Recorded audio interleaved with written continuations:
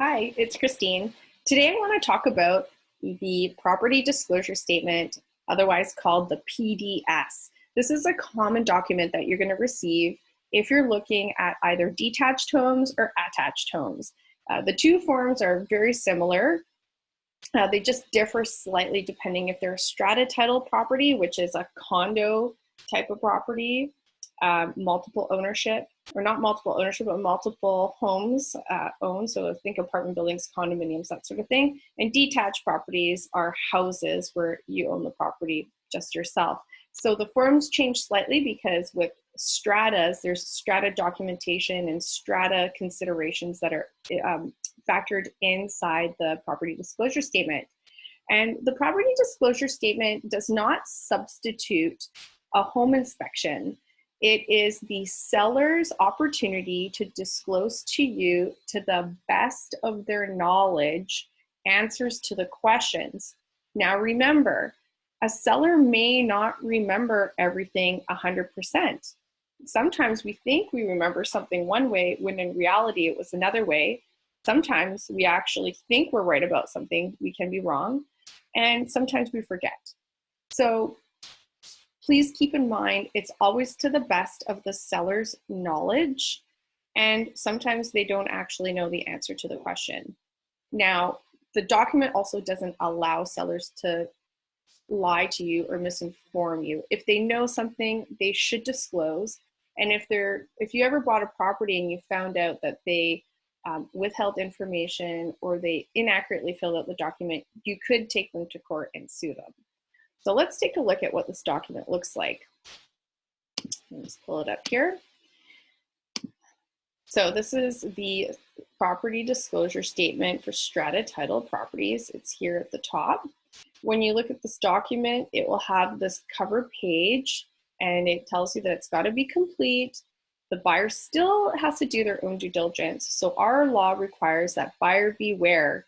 Do all your own due diligence. Even if you're told something by the seller or anybody else, you need to go find out the information for yourself to make sure it's accurate. There are some considerations here about the seller and about the buyer. So they're actually really worth reading and taking a look at.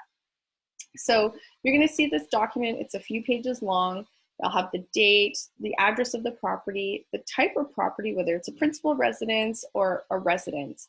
The difference between that is one is owned and lived in by the person providing the disclosure. The other could be it's a rental property. So it's a residence, but it's not their principal residence for the seller. And here you have answers yes, no, don't know, doesn't apply. So some of the questions here, here's an example. Are you aware of an oil storage tank on this property? Yes or no? And this could be in a condominium building downtown. If the seller doesn't know of an oil storage tank, which was a way that we used to heat homes many, many years ago, they'll probably say no. Everything all the way to, are you aware of any damage due to fire, water, wind? Are you aware of any leakage or unrepaired damage? Has the unit been previously occupied? Have there been any alterations made without the required permits? Are there any pet restrictions, etc.? And then there will be initials here from the seller, and you're going to initial it too if you get this document and you accept it for a home that you want to purchase. And it goes on and on. Have there been any special assessments in the last 5 years? If so, how much? Are there any problems with the pool? Might not apply. So as you can see, there's some pretty good questions in here that give you some ideas about the property, what information is available, the estimated strata fee. We generally get that information out of what's called a Form B, and we're going to get that. We're going to talk about that in another video. The owner also tries to explain what is included in the strata fee or not. And again, not everyone actually knows all the details, but it's a good place to start when you think about the type of heating that's in the home. You know, is there a fireplace? Is it gas? Does it heat the home even though there's electric baseboard, or is everything electric? That type of thing. The number of parking stalls and storage units that are associated or come with the home. The number of the stalls, so you can identify where it is. and what type of property is it. And so that's actually a whole other video in and of itself.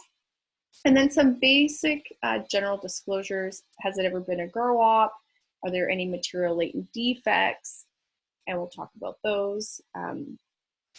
And typically the big defects are right here. Anything that makes the home potentially dangerous to the occupants, or it's unfit for habitation or for the purposes of the buyer's needs. And has the property ever been, has it been designated as a heritage property? And on the last page under 5, if there are some comments in here, typically we like to see them explained further here. So if there was any special assessment, sometimes the owner will write it out. Yeah, it was to paint all the common hallways or whatever the case may be.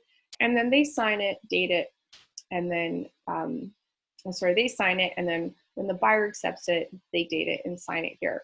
So that's a bit about the property disclosure statement. It's a quick overview of the property from the seller's perspective to give you some information. I hope you found this video informative, and I look forward to connecting with you on the next video in regards to other Strata documents.